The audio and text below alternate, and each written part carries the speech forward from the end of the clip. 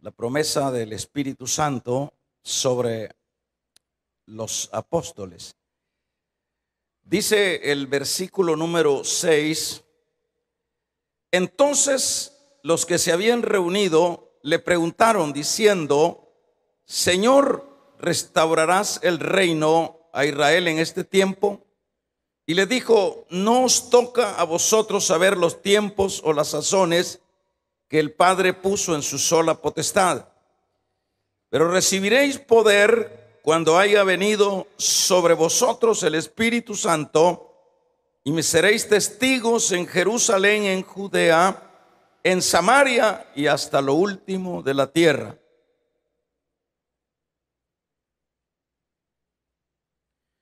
Dice el verso 9: y habiendo dicho estas cosas, viéndolo ellos, fue alzado y le recibió una nube que le ocultó de sus ojos. Vamos a orar. Padre, amado Dios, te damos muchas gracias por tu bondad. Espíritu Santo, tú eres el Dios que nos gobiernas, que nos diriges, que estás con nosotros todos los días hasta el fin de cada una de nuestras vidas. Te agradecemos, te pedimos, Dios, que en esta noche nos traigas el consejo bendito de tu palabra. Necesitamos, Dios, escucharte. Gracias. Amén. Vamos a tomar nuestros lugares.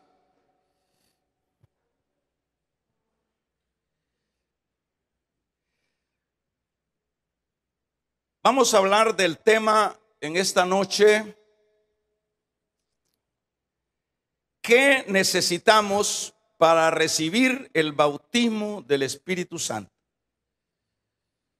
Es como una pregunta: ¿qué es lo que necesitamos para recibir el bautismo del Espíritu Santo? No se le olvide esa frase, porque llegaremos más tarde a hablar de ello. Vamos a siempre a retomar y recordar que últimamente hemos estado hablando de lo que es contristar al Espíritu Santo y apagar al Espíritu Santo.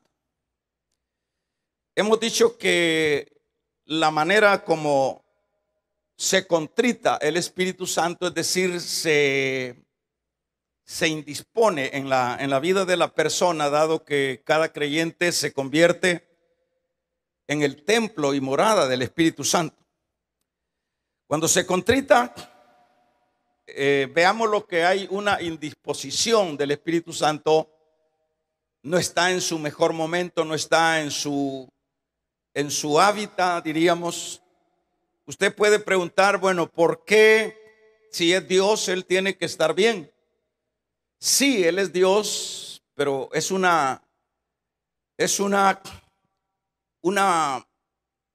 tercera persona de la Trinidad y es una persona, y por eso es que nosotros podemos comprender la palabra contristar, porque al igual como nosotros nos contristamos por algo, bueno, así es lo que sucede en el caso del Espíritu Santo.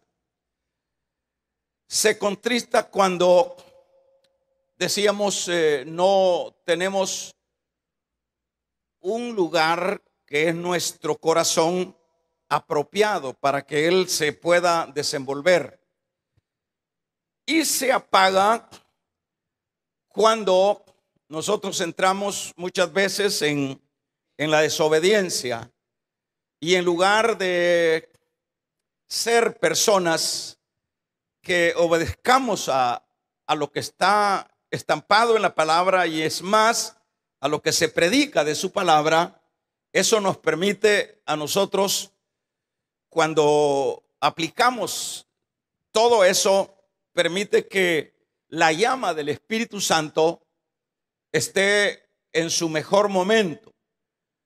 Por eso es que los hombres de Dios, hablemos de la iglesia, de esa iglesia inicial, los vemos nosotros con un respaldo tremendo. Los vemos que eran hombres indomables, pero no era porque ellos tenían esa capacidad, era porque dentro de ellos moraba el Espíritu Santo y les permitía hacer hazañas, hacer milagros, hacer proezas, porque el Espíritu Santo ardía en sus corazones. Y por eso es que Pablo le dice a Timoteo que le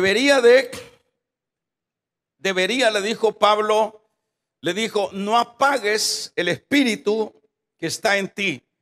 ¿Por qué le dice no apagues el espíritu que está en ti?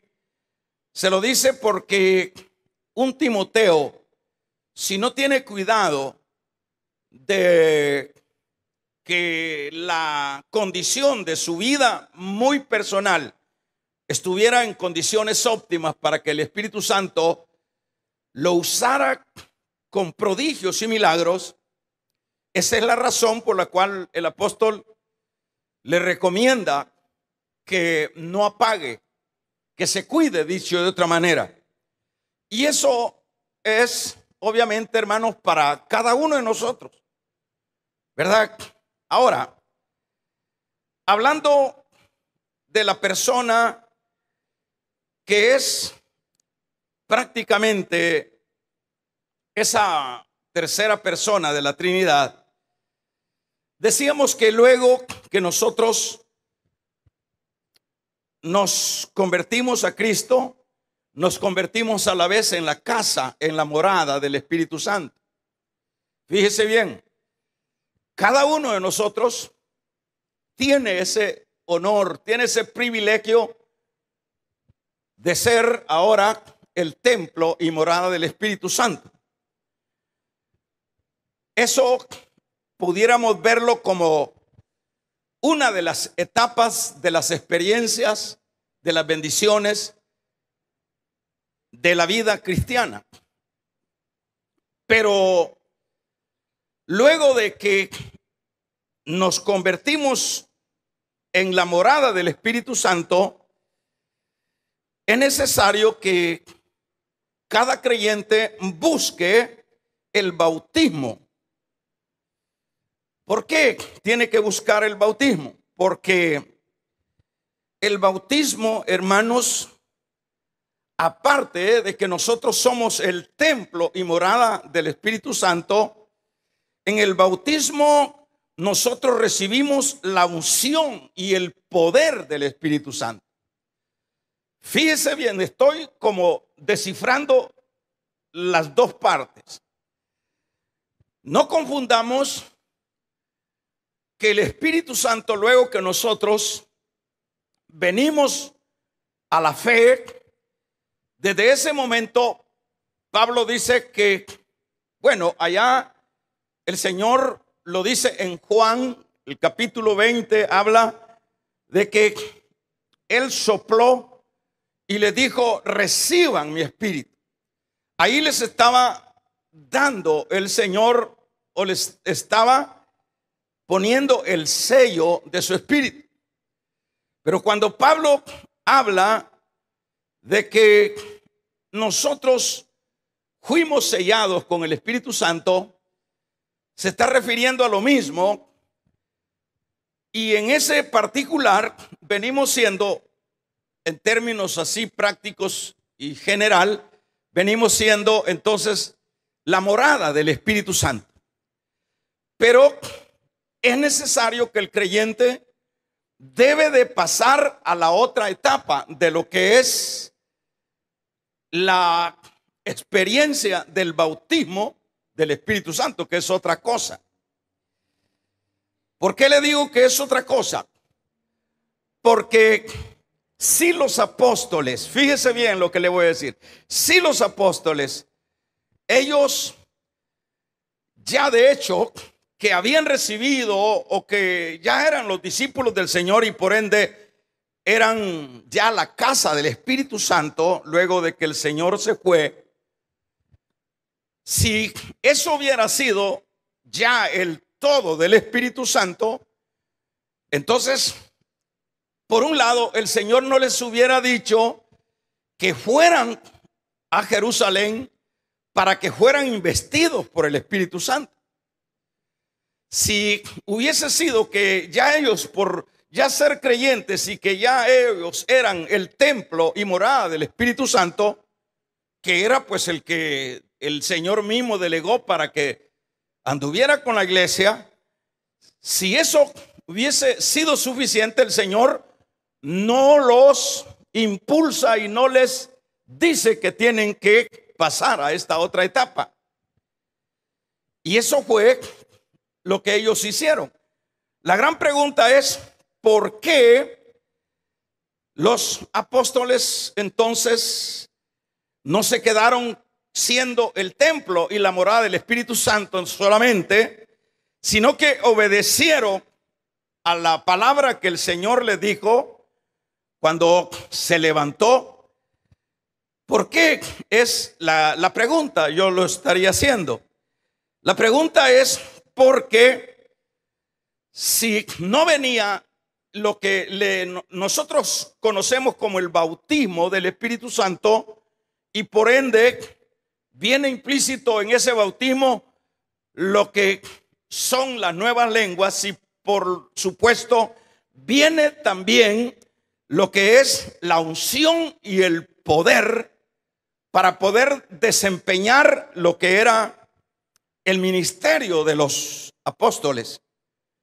Si ellos hubiesen estado completo siendo nada más el templo de Dios, sus vidas, entonces no hubiese habido necesidad de que el Señor les dijera, lo repito, y esa es la razón por la cual los apóstoles los vemos nosotros que van a ese lugar, porque bueno, hemos visto el comportamiento de ellos y el comportamiento de cada uno de los apóstoles es totalmente triste, porque uno pudiera pensar de que esos hombres que fueron instruidos por el mismo Señor durante 3 años, uno pudiera pensar que eran los grandes robles, que eran los grandes hombres de convicción, que eran los grandes hombres sin miedo, sin temores.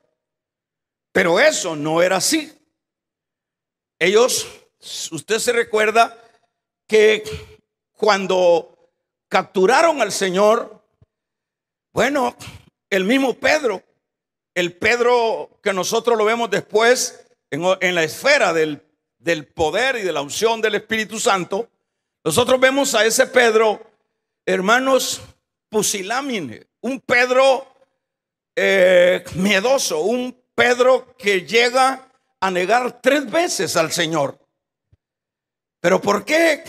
Es que un apóstol, habiendo sido instruido, entrenado, enseñado, nada menos por el mejor maestro, actúa de esa manera, es porque él no estaba completo en el sentido de todo lo que serían las riquezas del poder del Espíritu Santo. Y si hablamos de los otros, ¿qué diríamos de los otros? Los otros apóstoles, ¿qué es lo que dice el Señor? Es más, en el Salmo él dijo que todos lo habían abandonado, y eso fue lo que sucedió en el justo momento de su aprehensión. Lo abandonaron todos. Si ahí las únicas personas que quedaron con el Señor fue su madre y otras, probablemente sus otras parientes, son las únicas que quedaron viendo el sufrimiento del Señor. Pero los otros, mire, bomba les hizo la camisa. Pero ¿cómo se entiende eso? Bueno, sencillamente, y esto debe de darnos a nosotros, por supuesto, debe de darnos la comprensión del trasfondo de la vida espiritual. Por eso es que el Señor, incluso en este versículo que leíamos, el Señor, acuérdese que ya está resucitado. acuérdese que estas palabras que les está diciendo, cuando ellos le preguntan, Señor, ¿restaurarás el reino? Esa pregunta era una pregunta puramente política. Esa pregunta era puramente una pregunta humana que no tenía, a la verdad, nada de la dimensión espiritual que ellos por lo menos debían de expresar. Más bien están hablando en el puro término humano. Cuando ellos dicen, Señor, restaurarás el reino en este tiempo, eso es lo que les está diciendo. Pero dice ellos, entonces los que habían reunido, acuérdense, ya el Señor ha resucitado, está en los días que anda con ellos resucitado. Y le preguntaron diciendo, Señor, ¿restaurarás el reino en Israel en este tiempo? Dicho de otra manera, ¿vas a restaurar? ¿Vas a librarnos del yugo de Roma, Señor? ¿Vas a liberarnos porque tú eres el Mesías que los profetas han hablado de ti y que tú vendrías y que restaurarías y que te sentarías en el trono de David? ¿Lo vas a hacer, Señor? ¿Y cuál es la respuesta que les da Jesús? Él les dice, bueno, no les compete a ustedes el saber los tiempos o las sazones, es decir, no les, en los asuntos políticos, en los asuntos humanos, ustedes, dicho de otra manera, deberían desconectarse en este particular. Ustedes deben de centrarse en un asunto que les es conveniente para la posición o la asignatura que ustedes tienen. Y es que ustedes deben de preocuparse porque recibiréis poder cuando haya venido sobre vosotros el Espíritu Santo y me seréis. Hasta entonces, cuando tengan poder, cuando tengan esa unción, hasta entonces ustedes, diríamos, Pedro nunca volverá a negarme. Hasta entonces, cada uno de ustedes tendrá las convicciones necesarias. Cada uno de ustedes será un testigo fiel. Cada uno de ustedes. Pero todo esto está en la base de el recibir el poder del Espíritu Santo. Esto fue, hermanos, lo que Joel había dicho desde antes. Y después dice Joel en su capítulo 2, versículo número 28, después de esto derramaré mi espíritu sobre toda carne y profetizarán vuestros hijos y vuestras hijas y vuestros ancianos soñarán sueños y vuestros jóvenes verán visiones. Y también sobre los siervos y sobre las siervas derramaré mi espíritu en aquellos días. Está el profeta Samuel, el profeta Joel está haciendo una perspectiva futura. Cuando Israel ha tenido tremendos juicios de parte de Dios, disciplina de parte de Dios, donde la langosta, donde el revoltón había sido, hermanos, terriblemente afectado a Israel por todas estas plagas que por supuesto habían venido de parte de Dios a manera de castigo. Es eso lo que el profeta Joel le dice. Por eso dice, después de esto, después de toda esta paleada que les he dado, después de todos estos juicios en los cuales han estado inmersos, después de todo esto, vendrá sobre ustedes, dice, enviaré, derramaré mi espíritu. Es decir, cuando viene Cristo, había venido el tiempo de la, diríamos, de la restauración de Israel.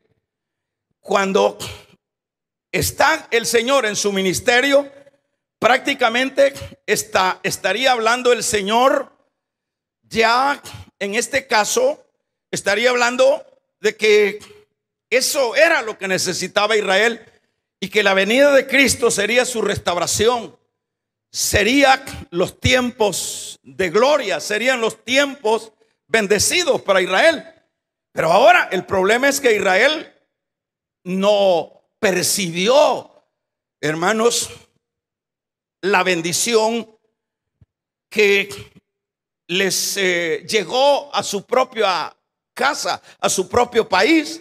La bendición, si ellos hubieran percibido, Israel, fíjese bien esto, aunque todo tiene un plan Dios, si ellos hubieran percibido al Señor como su Mesías, que es el que les traía la restauración en todos los campos espirituales y sucesivamente, ellos no hubiesen pasado por el tremendo juicio que incluso hasta este día los israelitas siguen pasando, porque no tuvieron, por eso es que dice Juan, a los suyos vino. ¿A qué vino? Vino a restaurarlos, vino a levantarlos, vino a sacarlos de la esclavitud, hermanos, en todo el sentido de la palabra, pero los suyos no lo recibieron. Entonces no percibieron ellos que les llegó la bendición. Por eso es que Joel dice, en aquel tiempo, después de esto les va a venir la bendición, dice de otra manera. Y es más, derramaré mi espíritu sobre toda carne. Y eso es lo que los apóstoles han recibido, hermanos, en este Pentecostés. Ahora, vamos a ver. Por tanto, todo creyente, esto es sin excepción, todo creyente, aun cuando es parte del templo del Espíritu Santo, es necesario su bautismo, es imperativo, es urgente que este derramamiento de espíritu que dice Joel vendrá en ese futuro, dijo Joel, pero que a esta fecha, en el caso de la iglesia, ya tiene 2000 años de haberse derramado o de haberse cumplido la profecía de Joel, y la iglesia es la beneficiaria. Ahora vamos a ver si el creyente no se preocupa por apropiarse de estas promesas. Bueno, hermanos, de lo contrario, se convertirá o nos convertiremos en creyentes corrientes. ¿Qué significa? Usted me dirá, bueno, entonces dentro de la iglesia de Cristo hay estatus, hay posiciones. Sin duda las hay. Sin duda las hay. No echemos todo al canasto. ¿Por qué?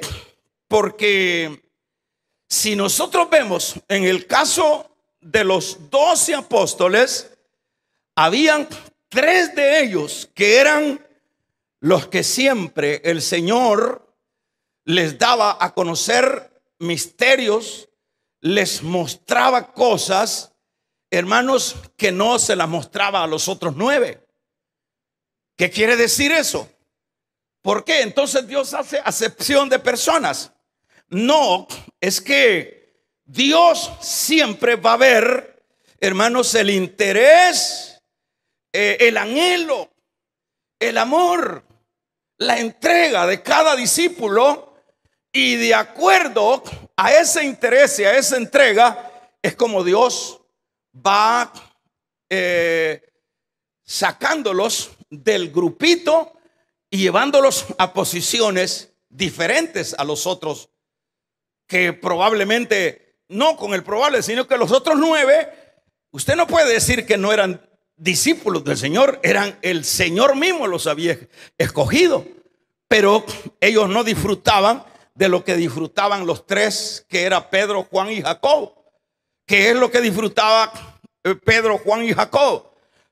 Él los llevaba. Cuando fue a la casa de Jairo a resucitar la hija de que es, ¿a quién se llevó? No se llevó a Judas, no se llevó a Andrés, no se llevó a Natanael, no se llevó a ninguno de esos otros, sino que el Señor se llevó a Pedro, a Juan y a Jacob.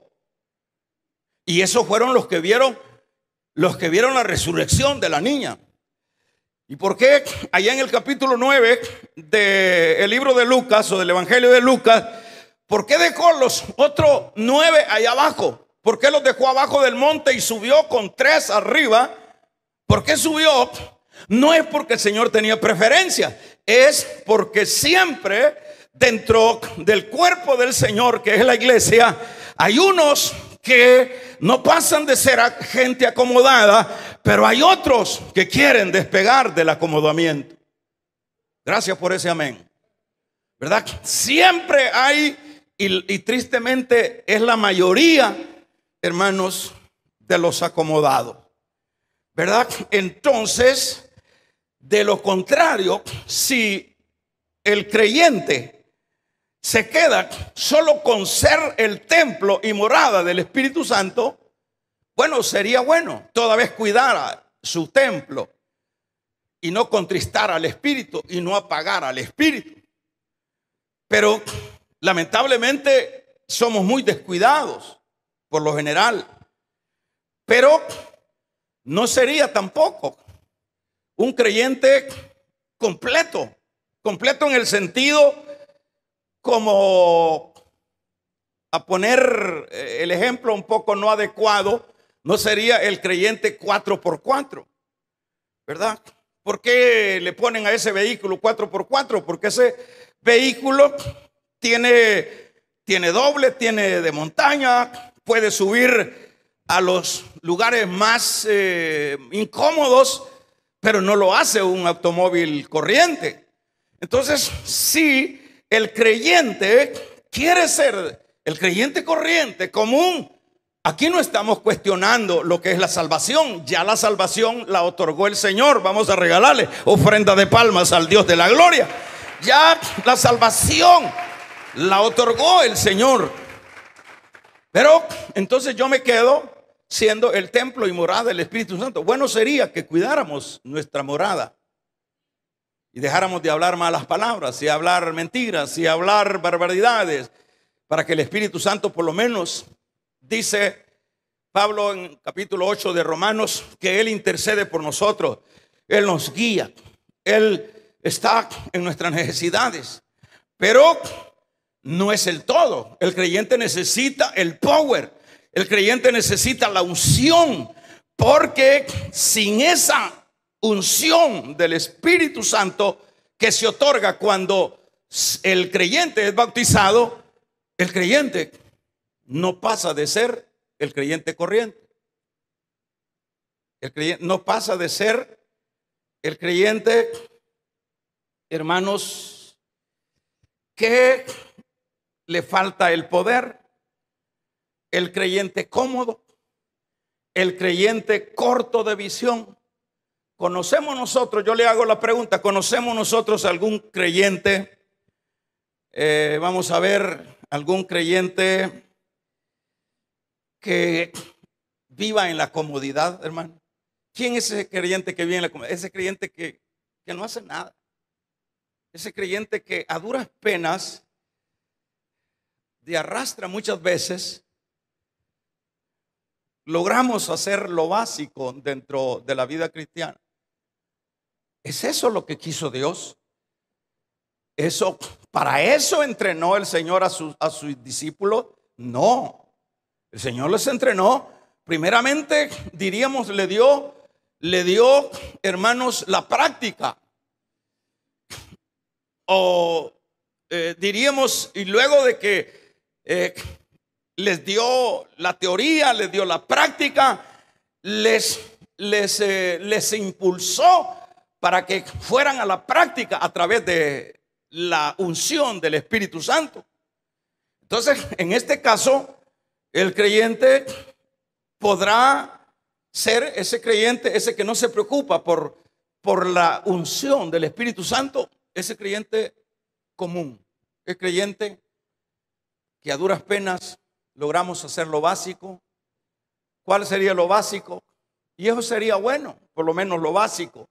por lo menos, hermanos, no digamos esto de congregarnos. Si esto de congregarnos, si mire, si esto de congregarnos no es la gran cosa, hermano.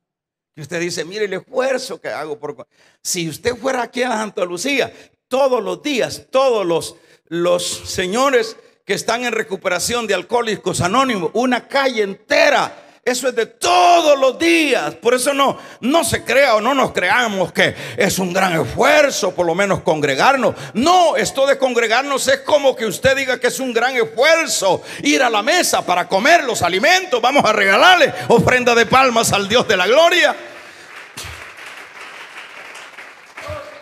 Si a eso nosotros le queremos llamar lo básico de la vida espiritual, por lo menos se congrega. Eso no. Eso es como que le esté diciendo yo al que va, la ama de casa, la esposa, le diga al que va a comer, gracias porque venís a comer. Si aquí a comer es que venimos. Por eso no podemos como aceptarlo como una lucha, como un terrible esfuerzo, y que eso me permite no ser el creyente común, no ser el creyente corriente. No, si aquí a comer venimos. Damos un amén. Cuando venimos acá, Dios nos sana. Cuando venimos acá, Dios nos habla. Cuando venimos acá, Dios nos consuela. Cuando venimos acá, Dios nos levanta. Esa es la razón por la cual nos congregamos. Yo le aseguro, yo he subido a este púlpito a predicar enteramente afectado de la salud, pero cuando yo me he bajado, no solo una vez, aquí he sido sanado. Y igual le pasa a usted. Así que no se alabe porque usted se congrega, porque viene de lejos, porque le costó. Si hay que caminar, hay que levantar los pies para ir a la mesa, hay que abrir la boca, hay que agarrar el tenedor, vamos a regalarle ofrenda de palma. Eso no es ningún esfuerzo. Cuando hablo de un creyente con lo básico, es decir, ese creyente que por lo menos lucha por no estar metido una vez más en el pecado. Eso es básico. Eso es básico. El creyente básico jamás invita a nadie a Cristo. Eso es básico. El creyente corriente nunca siente el fuego y la necesidad de ser un creyente diferente y de un creyente hacia la avanzada. Eso es lo básico. Y de eso están llenas las iglesias. Eso es lo básico. Pero ¿por qué un creyente actúa de esa manera? ¿Por qué? Es lamentable, hermano. Es triste eso. Porque si nosotros nos vamos y estudiamos, y se lo recomiendo, estudie. Dedíquese a estudiar el libro de los Hechos. Y usted, el creyente básico, deja las reuniones. El creyente básico deja su privilegio. El creyente básico deja porque todo le hace daño. Pero si usted va o yo voy al libro hermanos, al libro de los Hechos de los Apóstoles, usted, mire, si es que no necesitamos, hermanos, no necesitamos más, solo leer ese libro y ver a ese Pablo con grandes, hermanos, verrugas, a puros azotes. Ese hombre, aun cuando caía muerto, luego se levantaba y seguía predicando la palabra. Ese es el creyente que no es el creyente corriente. Pero nosotros ya con una gripita, ya por lo largo y ya porque nos sacaron muy tarde, ahí estamos. Esos son los corrientes. Esos no invitan a nadie y a saber si orarán. A saber eso, solo ellos y Dios lo sabe. A saber si orarán. Esos son los creyentes. Son templo y morada del Espíritu. ¿Cómo se sentirá el Espíritu Santo en esa jaula? Sí, que el Espíritu Santo es dinámica, hermano. ¿Cómo se sentirá en esos cuerpos moribundos? ¿Y qué tal, hermano, va a ir? No, me duele aquí el dedo. ¿Y qué tal, hermano, va a ir a servir allá? No, hermano, sé que fíjese que no tengo para la gasolina. Hermano, va a ir, es que no tengo para el internet. En la Biblia no encontramos que la obra se va a hacer con internet, que la obra se va a hacer con gasolina. La obra se hace con el poder del Espíritu Santo. Eso es lo que hace la diferencia.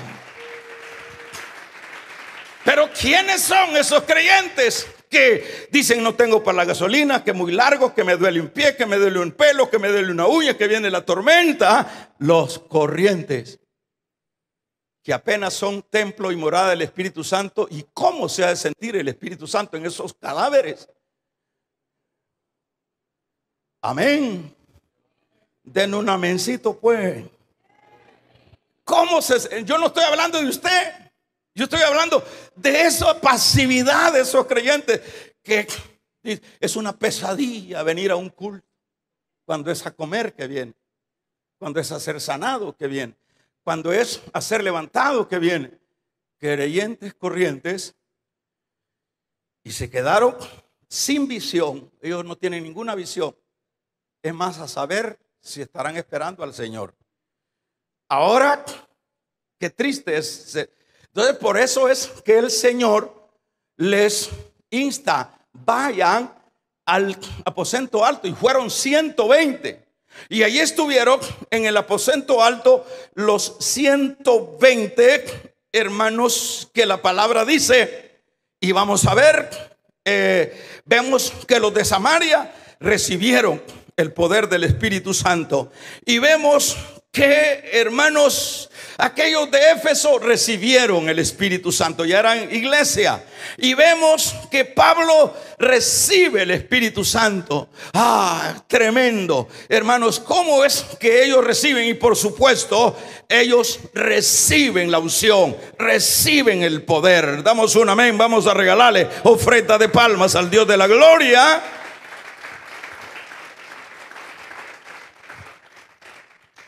Ahora, ¿quiénes son los creyentes que reciben el Espíritu Santo? El tema era eso: ¿cómo debemos de recibir al Espíritu Santo?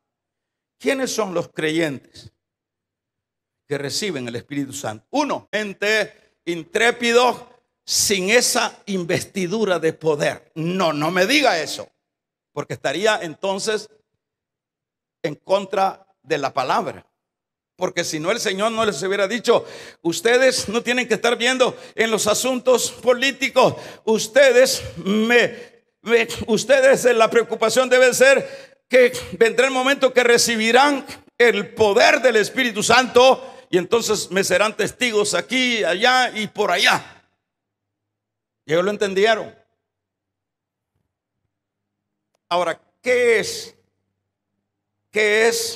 o quiénes son los creyentes que reciben? Son los creyentes que no quieren ser del montón.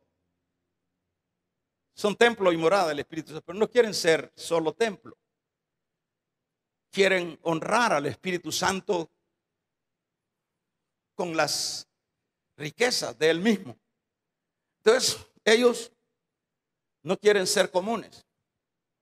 Esos son los únicos que buscarán al Espíritu Santo. Son los únicos. De ahí no hay, por lo menos las hermanas, las únicas que buscarán el bautismo del Espíritu Santo van a ser esas hermanas que por un lado ya se cansaron de ser las mismas hermanas. Porque a veces cuando uno está en esta rutina, en la rutina de lo mismo, porque acuérdese que la senda de los justos es acción, hasta acción. Pero la rutina cansa. Pero llega un hermano, la rutina de venir todos los días a una iglesia y no recibir y no poner o no aplicar esa palabra que se nos ministra, eso se vuelve rutina. Porque la cosa es, si uno se alimenta, es ¿para qué se alimenta uno? Vamos a ver en la mañana qué es lo que se hace. Se toma un desayuno. ¿Para qué se come ese desayuno? Para ir a las labores, para tener energía. y luego se almuerza porque ya las calorías han bajado y necesitamos más calorías para seguir con la otra jornada. Así es la vida espiritual. Damos un amén. Necesitamos comer para seguir adelante. Vamos a regalarle ofrenda de palmas al Dios de la gloria.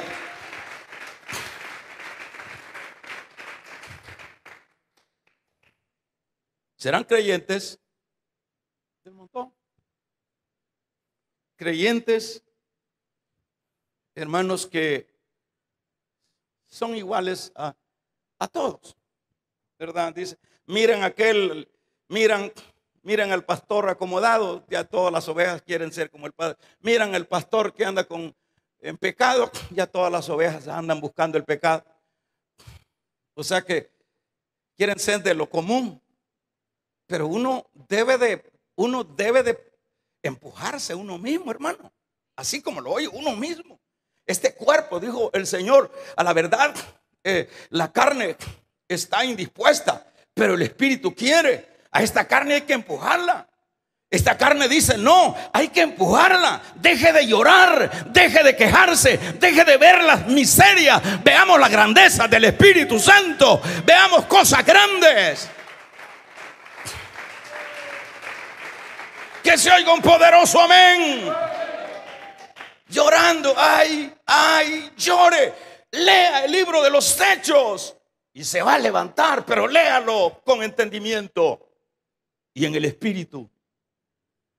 Ese libro a mí me ha levantado y digo, qué desgracia es la mía. Digo yo, tan pobre en el Señor cuando este hombre que era carne y hueso y no lo detenían los azotes ni las cárceles.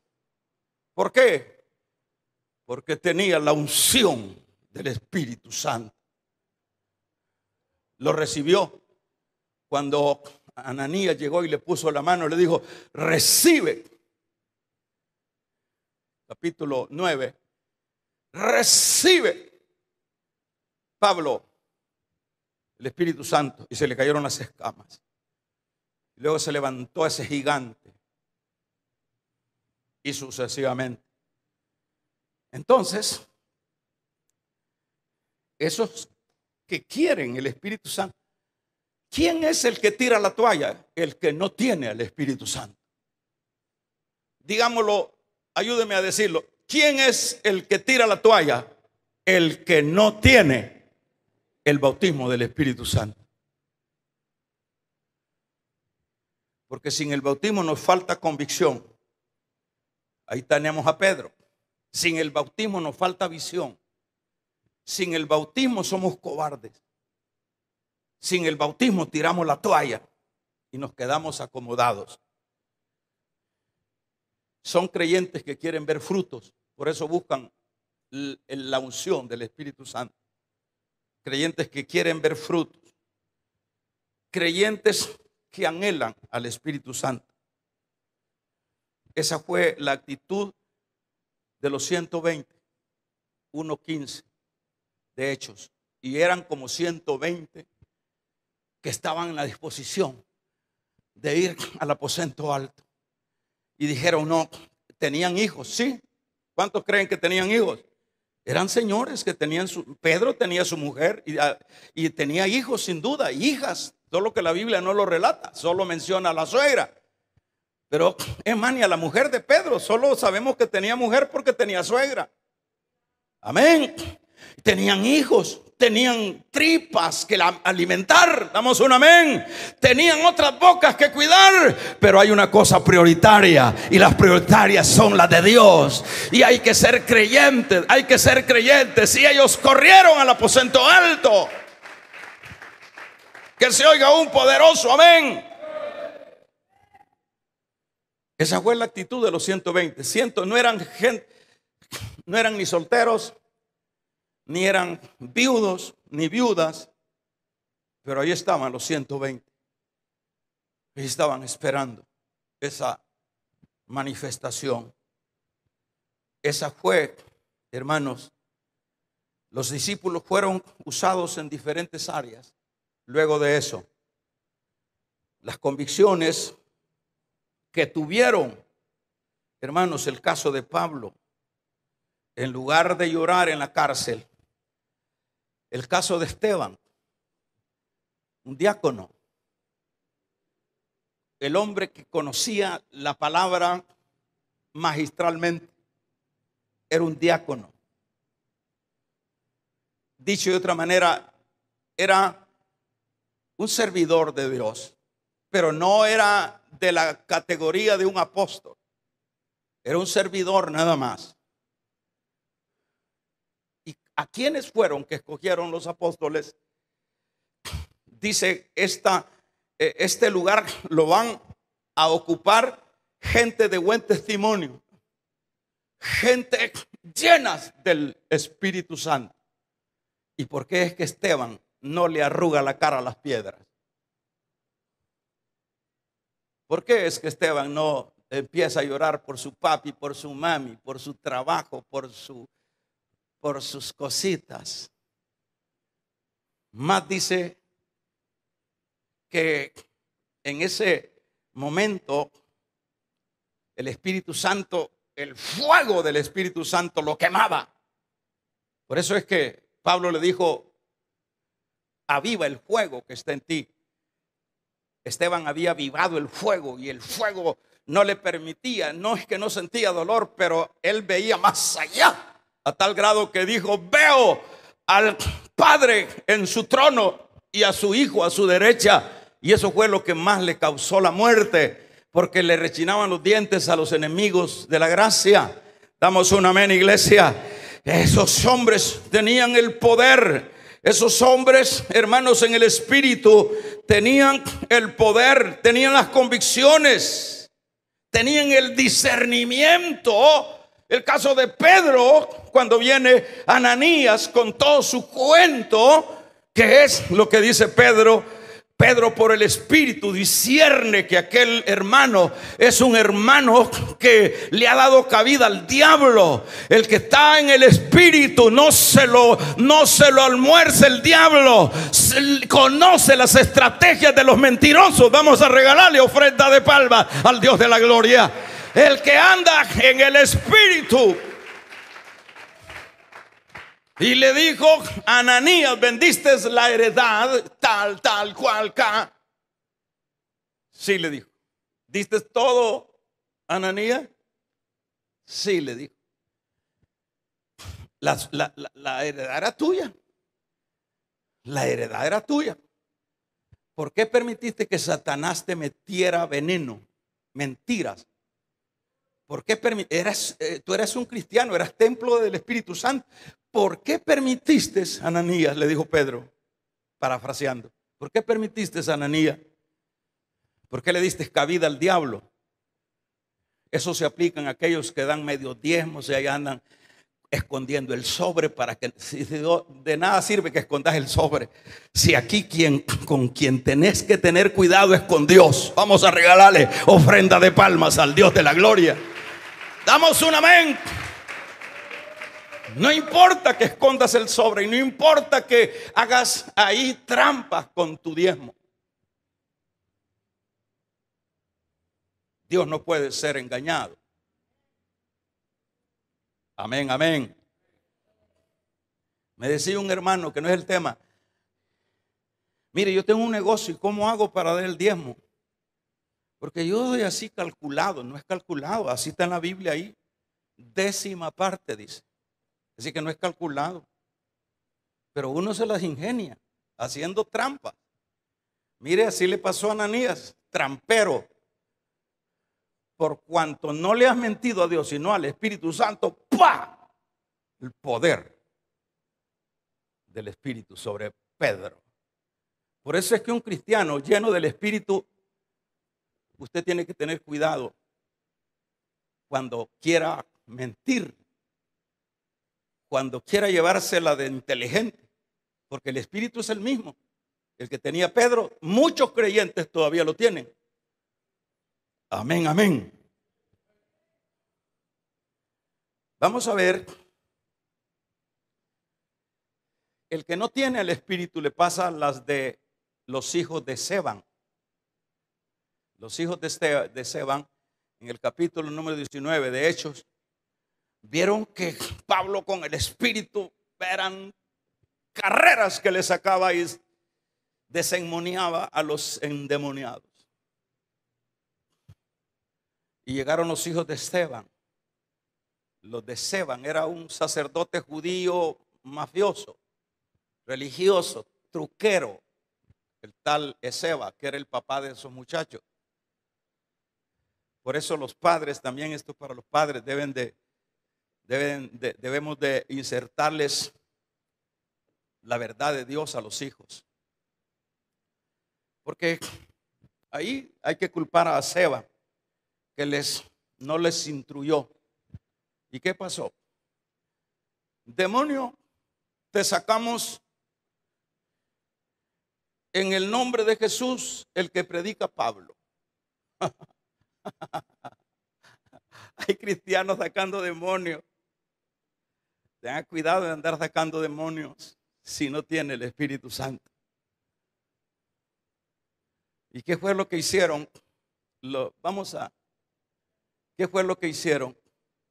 ¿Qué fue lo que hicieron los demonios? Conocemos a Pablo y conocemos a Cristo y sabemos quién es Pablo. ¿Y ustedes quiénes son? En calzoncillos creo que los dejaron. Y se fueron arañados. Porque la gente cree, y sobre todo en la iglesia cree, que la obra de Dios se hace a puro título, a pura imagen, a pura corbata, a pura retórica. La obra de Dios solo puede hacerse en el Espíritu. ¿Cómo se alcanza el bautismo del Espíritu Santo? Decíamos, cuando uno ya no quiere ser del montón.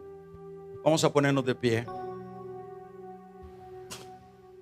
Vamos a ponernos de pie. Oh, te adoramos, Dios. Te damos gloria. Como el siervo busca por las aguas, así clama mi alma por ti, Señor.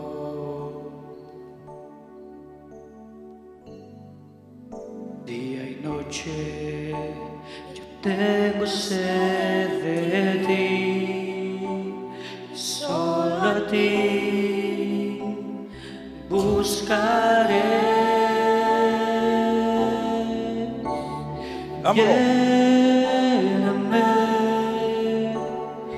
Lléname, Señor.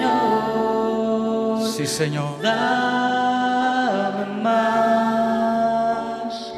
más de tu amor. Yo tengo sed solo de ti. Lléname, Señor. Vamos a orar. Levante sus manos. Padre, ponnos hambre del Espíritu Santo. Ayúdanos. Ayúdanos. Yo necesito, Señor, yo que estoy aquí predicando, necesito renovarme. Necesito el poder. Yo no quiero seguir siendo igual. Yo quiero ser diferente. Ayúdanos. Levante sus manos. Ayúdanos, Señor. Renunciamos a esta vida acomodada, Señor. Renunciamos a esta vida religiosa, Señor. Renunciamos. Yo renuncio. Yo quiero el fuego del Espíritu Santo. Yo quiero el fuego del Espíritu Santo. Yo quiero la unción del Espíritu Santo. Yo quiero ese fuego, yo quiero ir, yo quiero hacer, yo quiero ver cosas grandes, que mis ojos vean cosas grandes, que mis manos sean tus manos, Dios. Oh, Samaya, quita rama, lama, soma, mamaya. Ayúdanos.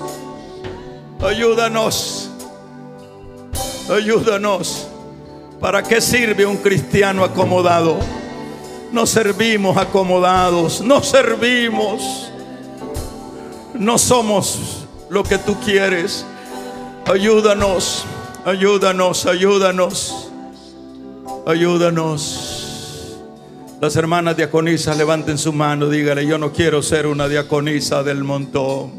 Los hermanos diáconos, los anfitriones, el pueblo del Señor, dígale: ayúdame. Yo quiero buscar el bautismo del Espíritu Santo. Yo quiero buscarlo.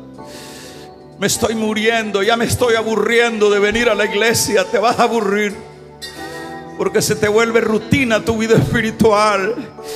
Porque muchas veces ves y vienes porque no quieres que diga. Necesitamos ser llenos. Cuando seamos llenos, no importa lo que diga. Cuando seamos llenos, vamos a ver prodigios y milagros. Oh, Samaya, quita rama.